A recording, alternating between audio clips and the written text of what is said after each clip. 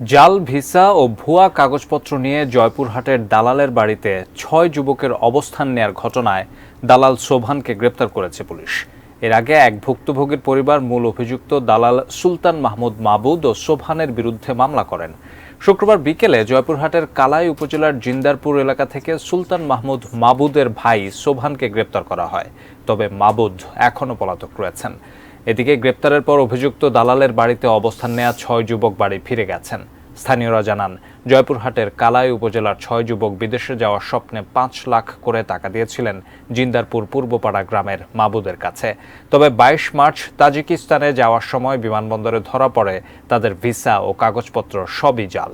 বিদেশ যেতে না পেরে জমা টাকা ফেরত নেওয়ার জন্য অভিযুক্ত দালাল মাবুদের বাড়িতে অবস্থান নেয় তারা।